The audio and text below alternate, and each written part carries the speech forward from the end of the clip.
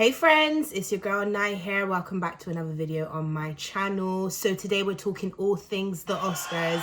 That's right, it was the Oscars last night, and as your celebrity cultural commentator, I think it's only right that I give you the full rundown of what happens at the Oscars. We're going to be going through the highs, the lows of the Oscars. We're going to be going through who were the best dressed and who were the best wearers, and we're going to be talking all things gossip, tea and celebrity. So if you love the Oscars, if you love celebrity chat, then this is the channel you need to be at. Make sure you click that notification button and make sure you click the subscribe button. So without further ado, the Oscars was everything last night. The Oscars was everything. One battle after another for me was the film of the night. They swept the categories, okay? Winning Best Picture, Best Supporting Actor and Best Director. They collected. Now, I'll be honest, I haven't watched the film yet, but the way that they swept up last night, I need to be watching this film. So I am going to make sure I watch this film this weekend. That is my homework. But moving on. Now, we need to talk about Sinners.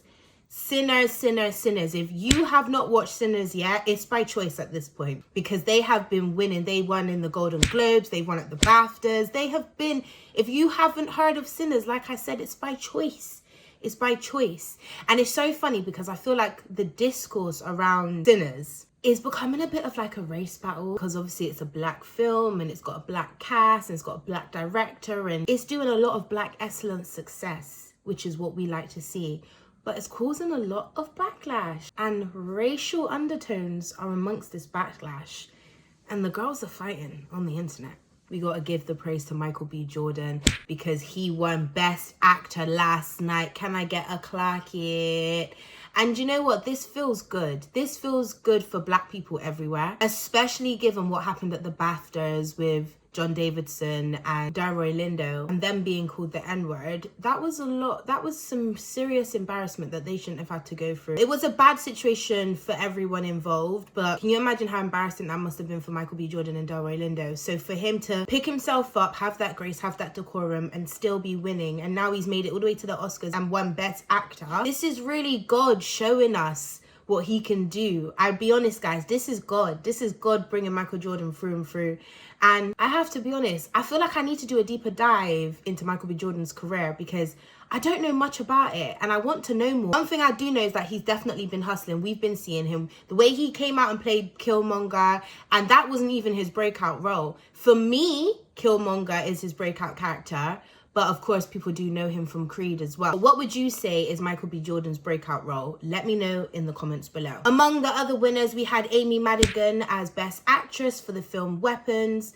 Best Supporting Actor went to Sean Penn for One Battle After Another. Best Actress went to Jennifer Buckley for her role in Hamnet. I have not watched Hamnet, but the critics have said it is stupendous confectionery. And the main character of Hamnet is a British boy. And you know me, guys, as a Brit, I gotta support my fellow Brits. But guys, what did you think of Hamnet? Do I need to watch it?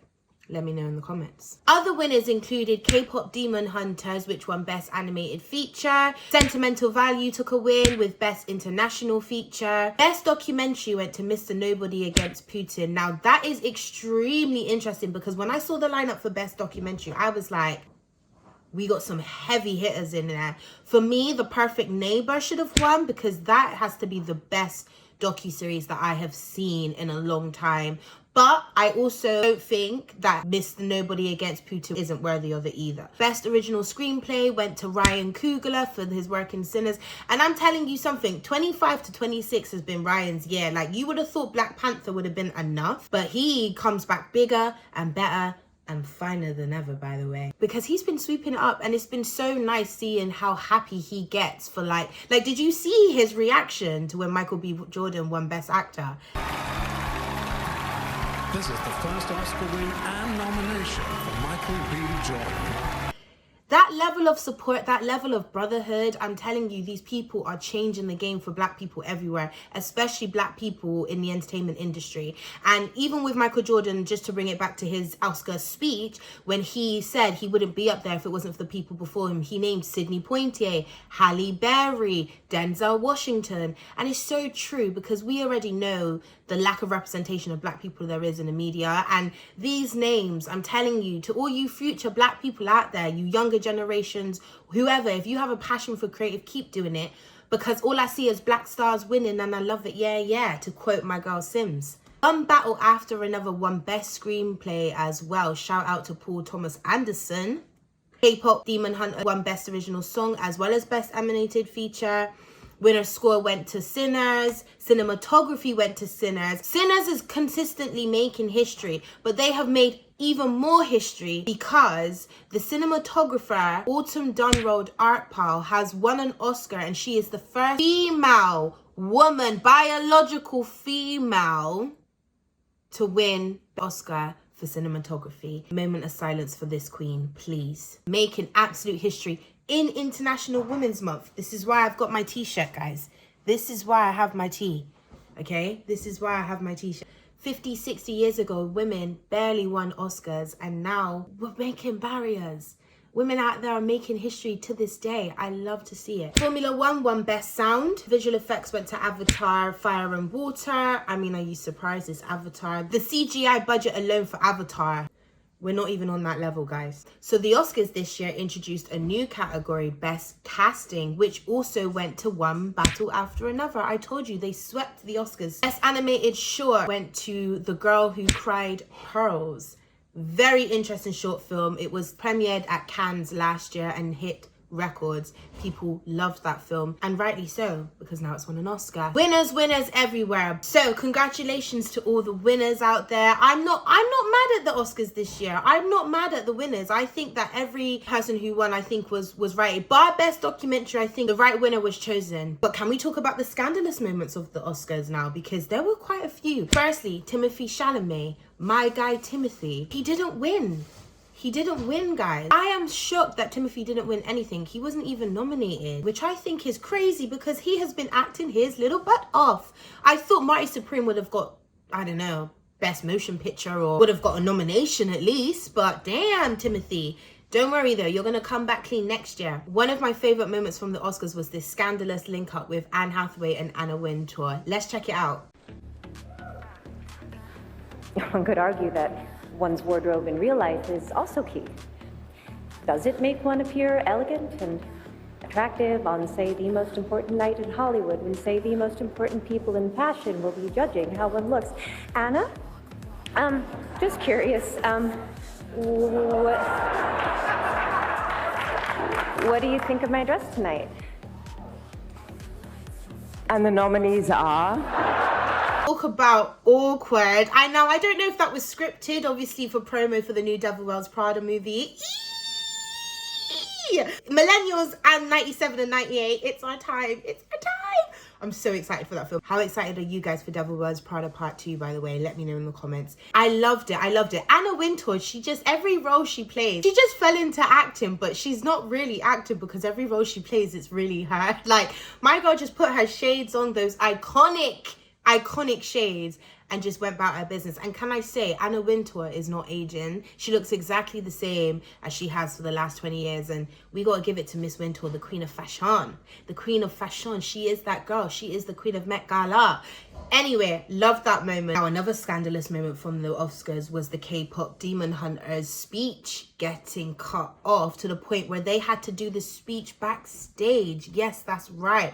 The Oscars are fairly famous for cutting off speeches. Like, we know they've done it before, but last night it was a bit distasteful. During the speech, creators Audrey Nama, Ray Emi, and Teddy Park were giving their thank you speech, which was cut off just brutally, but they didn't let that keep them down. They went backstage, continued with their speech, but damn, Oscars, savage, right? I also love this little cameo with Kate Hudson and the Baby Yoda. I mean, oh, how cute was it, guys? I gotta give an honorary mention for last night's performance from Amelia, of our very own chicken shop date, Amelia, because as a Brit, I'm sorry, it's amazing to see her on the red carpet, and cray, love that. Shout out to you, girl. You are killing it. Let's cover some of the best dressed. Bella Hadid, absolutely stunned in her Prada, but she would because she's Bella Hadid. Jess Buckley had a cute little two-piece. Again, a bit plain for me. I wouldn't say best dress. Michael B. Jordan looked good. Looked very together. Looked very much plaid. We like it. We like the gold accessory. However, feels like something you would wear if you were going to a little link up, not the Oscars. Now, my girl Anne, I don't care what you say, Mrs. Anna Wintour, I do love you, but Anne Hathaway looked good. She looked good. I'm loving the florals. I'm loving the elegance. It's giving Princess Bride. And yeah, we love her for it. Leonardo DiCaprio, he just looked like he's so tired of doing this all the time that he just doesn't care. I feel like Leo just doesn't care what he wears. I just don't think he cares. Pedro Pascal ditched his facial hair, and to me, he makes it in the worst dress list. He just looks off-key, I'll be honest. He just wore a shirt and some trousers, and for me, it's not giving Oscars. It's not giving I'm making an effort for the Oscars, you know? Another cinestar, Miles Carton, who was accompanied by his own mother. They were matching. Now, you see that level of mauve? Honey! Come true with the mauve. And I got big up to Mumsy because that dress is everything. It shapes her nicely. She looks amazing. The matching plum. Oh, I love it. Definitely making it in best dress. Jacob Elordi, Mr. sporting a amazing three-piece. An amazing suit with a really cute bow tie and having his mother on his arm as his accessory. So we're going to add him into the good dress pile. Emma Stone rocking her Cinderella-esque silver. She looks absolutely flawless. We're putting her in the best dress category. And last but not least, Mrs. Teyana Taylor. I mean, very rare a time where Teyana doesn't look best dressed when she walks into the room, and didn't come to play at the Oscars this year. Sporting a feather-esque long black dress with a towel. She looks absolutely stunning with white diamante frills and studs. I have to be honest, guys, she can really pull off anything, so of course she's going in the best dress. Anyway, guys, that is it from me. This is your Oscars 2026 wrap up. What did you think? Are the winners deserved? Are they not? What was your top 5 scandalous moments? Let's debrief in the comments. And as always, if you like this video, don't forget to like, subscribe and share, and I'll see you in my next one. Bye.